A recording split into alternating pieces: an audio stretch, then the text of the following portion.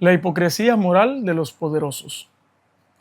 El día de hoy, queridos amigos, vamos a reflexionar a través de dos textos que son Moby Dick y La esclavitud de nuestro tiempo. El primero es de Melville, un escritor norteamericano, y el segundo es de León Tolstoy, este escritor ruso. Son textos diferentes, pero abordan el mismo punto, las diferencias entre las personas poderosas, las personas humildes. Y vamos a reflexionar no con el afán de criticar, sino con el afán de encontrar reflexión que nos permita actuar de manera diferente. Les comento que estos textos yo no los he terminado. La mayoría de las reflexiones que comparto en mi canal, yo ya leí el libro completo y luego ya te comparto mi percepción, mi reflexión. Pero esto es la primera vez, el primer video donde yo apenas estoy iniciando la lectura. Sin embargo, creo necesario, creo importante compartir las reflexiones que los textos nos aportan. Vamos a empezar con Moby Dick, y aunque yo sé que todo el mundo sabe que la novela va de la ballena, etc., en este fragmento todavía no ha salido ninguna ballena, y su protagonista, Ismael, está a punto de entrar a una posada donde él va a pasar la noche. Hace mucho frío, y entonces antes de que él entre a la posada, se queda reflexionando para sí mismo, lo que vamos a leer a continuación. Dice así: era un sitio un tanto extraño, se refiere a la posada, ¿no? La está viendo desde afuera. Una casa vieja acabada en un tejado a dos aguas, con un lado como si tuviera parálisis, por así decirlo, inclinándose tristemente. Estaba situada en una esquina abrupta y desolada, donde aquel tempestuoso viento, el Eurociclodón, voy a hacer una pausa aquí. Eurociclodón, el mismo libro nos trae una nota que dice, se refiere al viento que sacudía el barco de Pablo, y esto aparece en Hechos de los Apóstoles 27 del 14 al 15. Entonces, bueno, ese nombre que va a aparecer bastante ahorita, Eurociclodón, se refiere a un viento muy fuerte. Entonces, regreso un poquito para entender bien el contexto. Estaba situada en una esquina abrupta y desolada, la posada, donde aquel tempestuoso viento, el Eurociclodón, seguía aullando peor que lo hiciera nunca, alrededor de la zarandeada barca del pobre Pablo. El Eurociclodón, sin embargo, es un poderoso y complaciente céfiro para cualquiera que se encuentre en casa, con los pies sobre los hornillos, calentándose tranquilamente antes de meterse en la cama. Aquí ya el autor nos dice que no es lo mismo ese viento cuando estás a la intemperie que cuando estás bien a gusto en tu cama y ves el viento desde afuera, o desde adentro, mejor dicho. Continúo leyendo. Hay una maravillosa diferencia cuando se juzga el tempestuoso viento llamado Eurociclodón.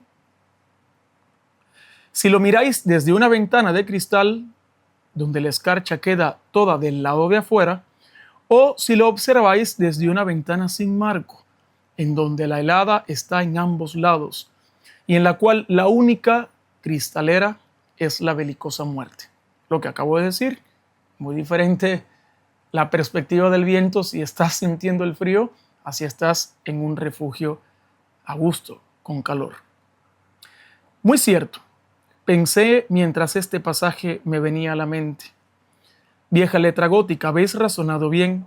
Sí, estos ojos son ventanas y este cuerpo mío es la casa. Sin embargo, qué lástima que no hayan rellenado las grietas y los agujeros y metido aquí y allá un poco de hilas. Pero ya es demasiado tarde para hacer cualquier mejora. El universo está terminado, la piedra final ya está puesta y se han llevado los escombros hace 1.000.000 de años. Pobre Lázaro. Aquí empieza a hablar de la parábola de Lázaro y el rico que aparece en la Biblia. Dice, pobre Lázaro, allí, castañeteando los dientes contra el bordillo de la acera por almohada y quitándose de encima los andrajos con sus escalofríos. Debería taparse con harapos ambas orejas y ponerse una mazorca de maíz en la boca, y aún así, eso no mantendría alejado al tempestuoso Eurociclodón. Empieza a reflexionar, ¿no?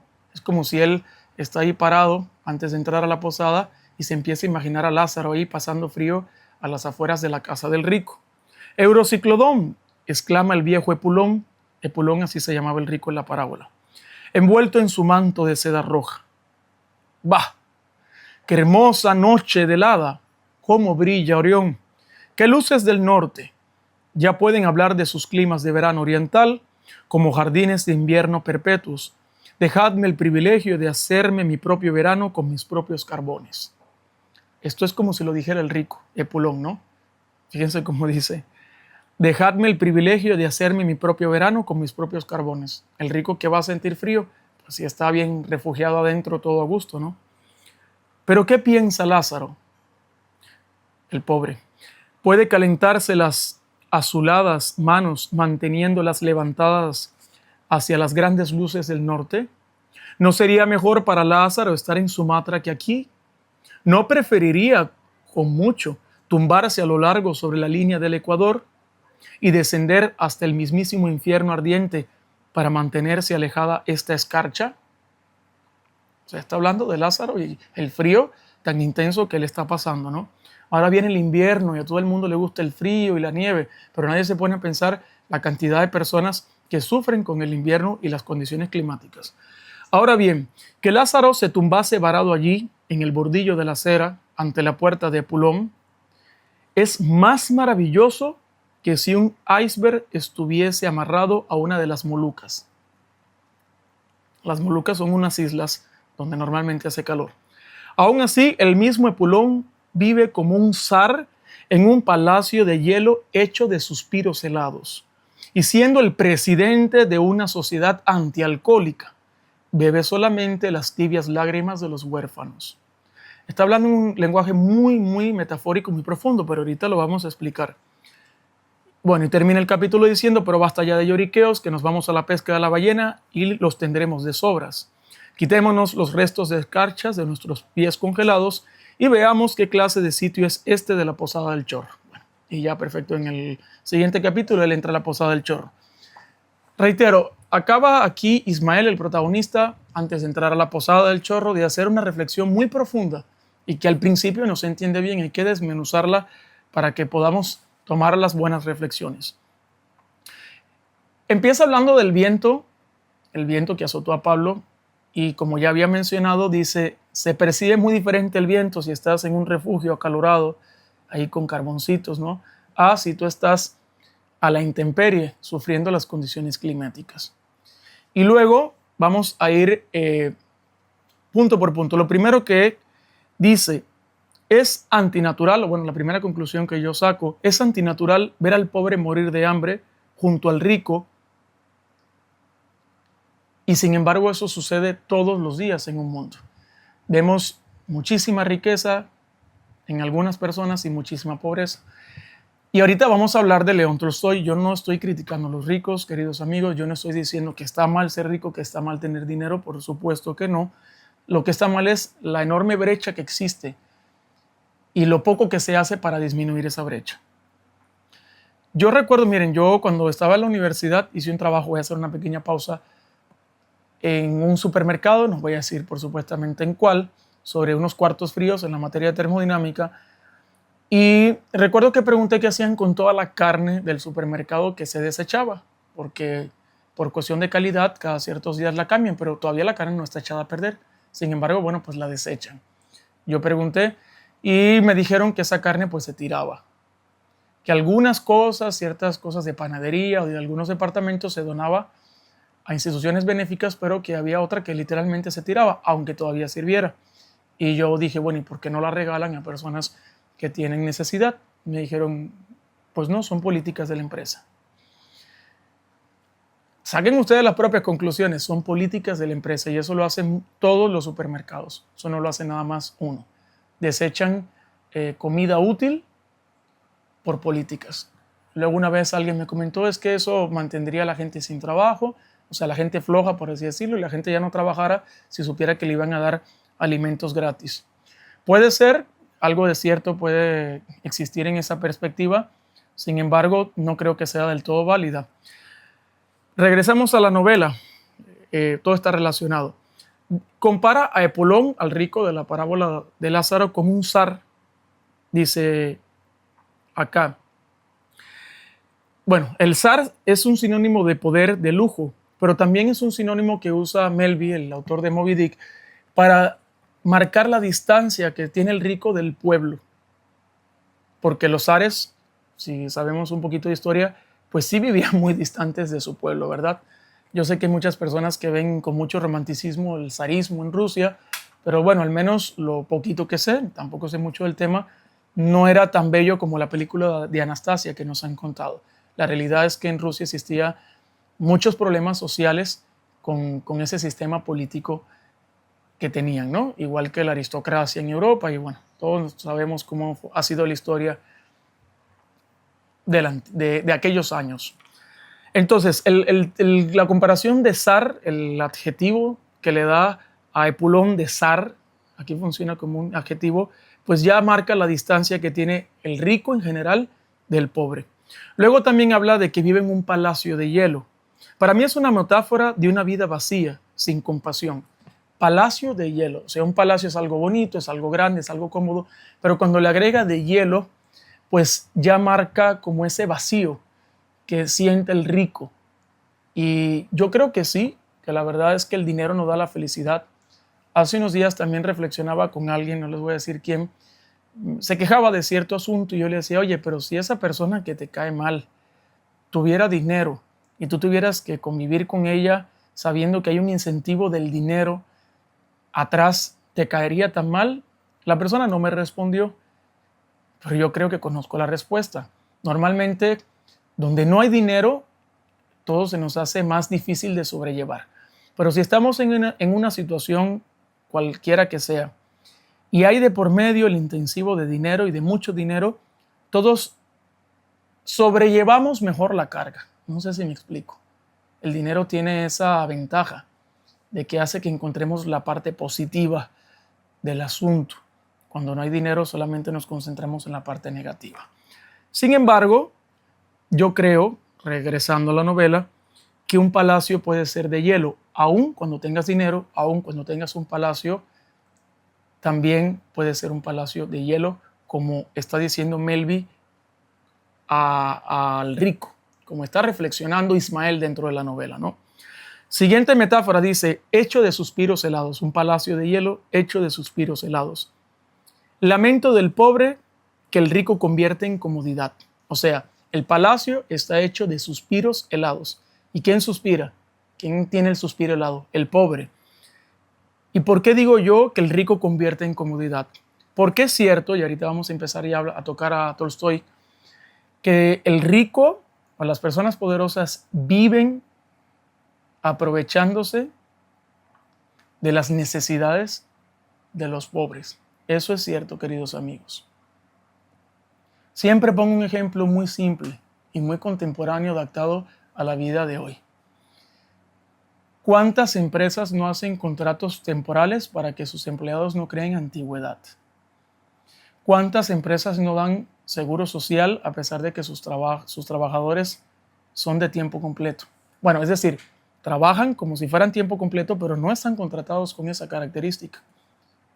¿Cuántas empresas no dan las debidas prestaciones que debieran dar a sus empleados, las mínimas?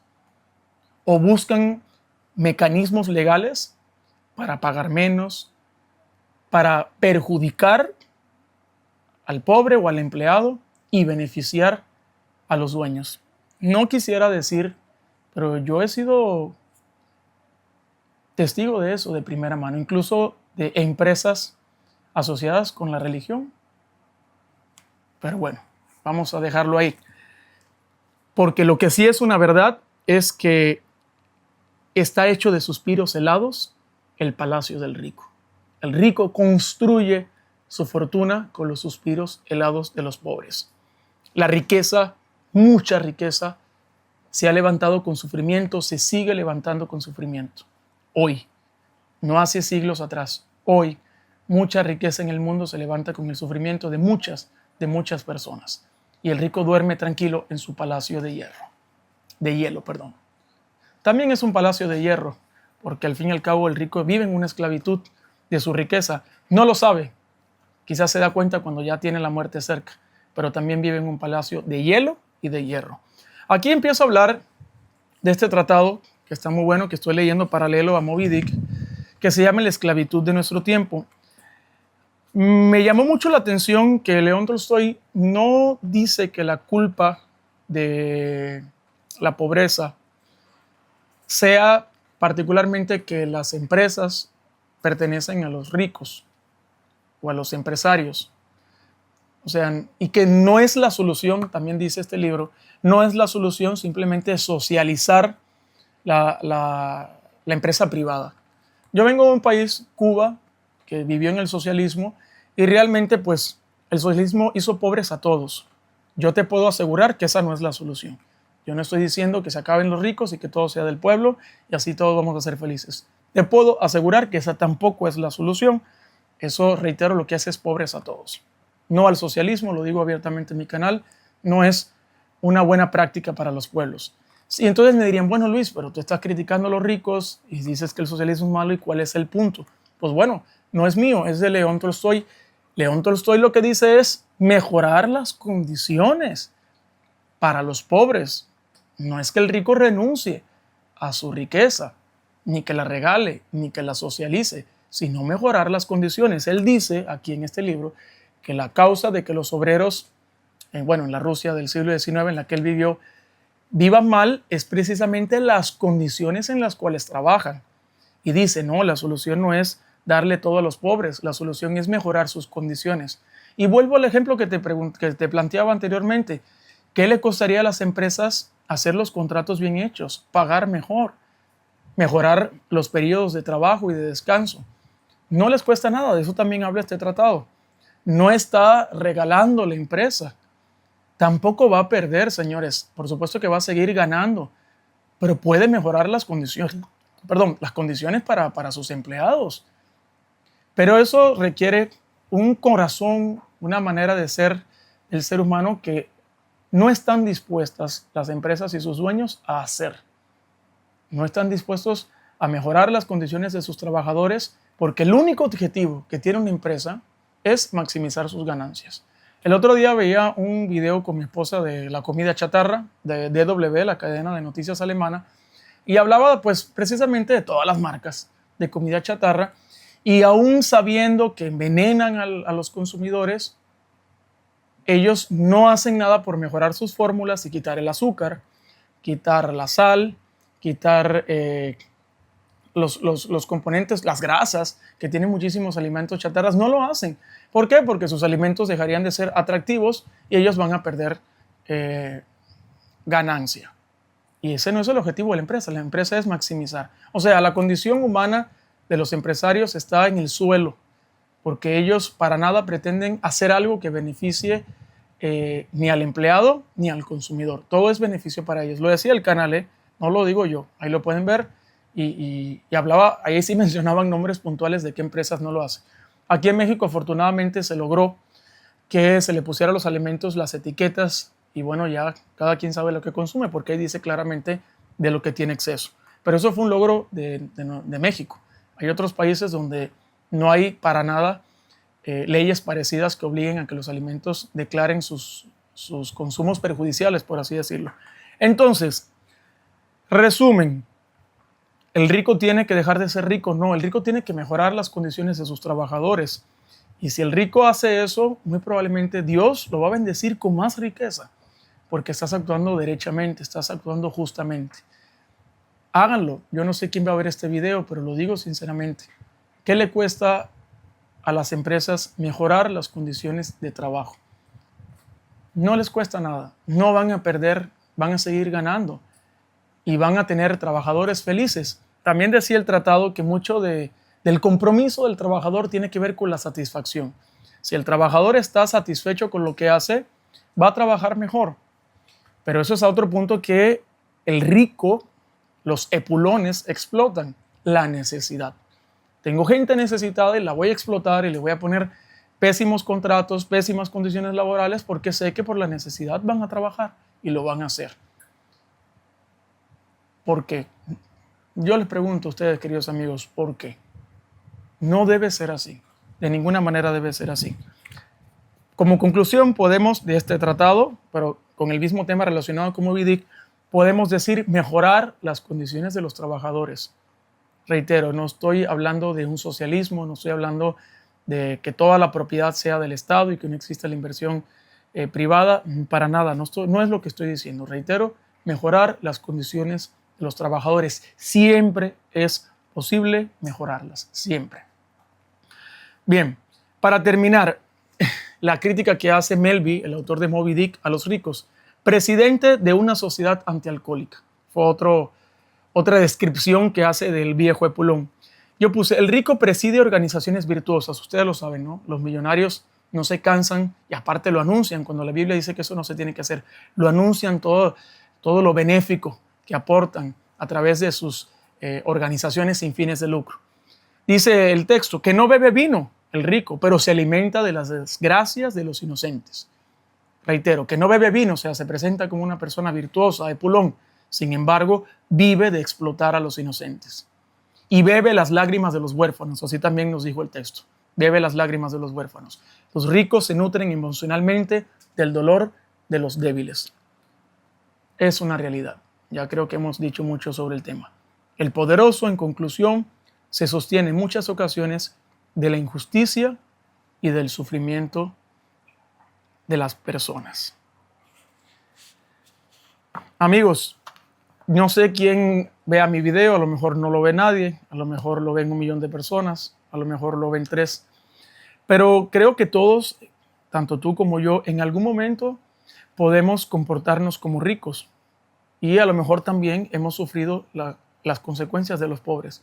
Si está en nuestras manos ayudar y mejorar las condiciones de otras personas, no dudemos en hacerlo. Yo les aseguro que eso Dios lo ve y Dios bendice a quien actúa de manera justa en este tema. Si podemos a través de la paz, nunca con un método que no sea la paz, denunciar las condiciones desfavorables para los trabajadores, hagámoslo. Yo en algún momento lo he comentado cuando lo he podido hacer, tratando de buscar las mejores palabras de que ciertas prácticas que tienen las empresas o los jefes para sus empleados no son buenas, son perjudiciales. Me ha tocado mucho también ver que los jefes, por ejemplo, no tienen familia, esto me ha tocado mucho, no son casados, no tienen hijos, y entonces le exigen a sus empleados como si también sus empleados no tuvieran familia. A ver, amigos, un poquito de sentido común.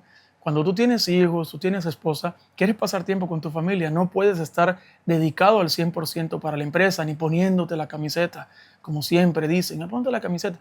Pues sí, pero quieren que te pongas la camiseta todas las 24 horas del día, los 365 días de la semana. Señores, eso no es lógico y a lo mejor tú como jefe no tienes familia, a lo mejor tú como jefe es tu empresa y vives feliz pensando que cada segundo lo dedicas a generar más y más ingresos, pero no es la realidad de tus trabajadores. Ponte a ver la realidad de tus trabajadores, ponte a ver la realidad de tus súbditos, ponte en sus zapatos, ve el mundo como ellos. Trata de ser un poquito más empático. Espero haberte aportado un poco de reflexión a través de Moby Dick, esta gran novela. Apenas voy por el capítulo 4. También con este ensayo te lo recomiendo mucho, mucho. Hay muchas cosas que se aplican al siglo XXI, que fue escrito en el siglo XIX, de León Tolstoy. Son grandes textos y, como siempre, aportan mucha reflexión para esta vida. Me despido deseándote que Dios, nuestro Padre amoroso, nos bendiga, nos guarde siempre y que su paz, esa paz que sobrepasa todo entendimiento, que no depende de las circunstancias humanas para tenerla, nos acompañe siempre. Cordiales saludos y nos vemos próximamente en una reflexión juntos.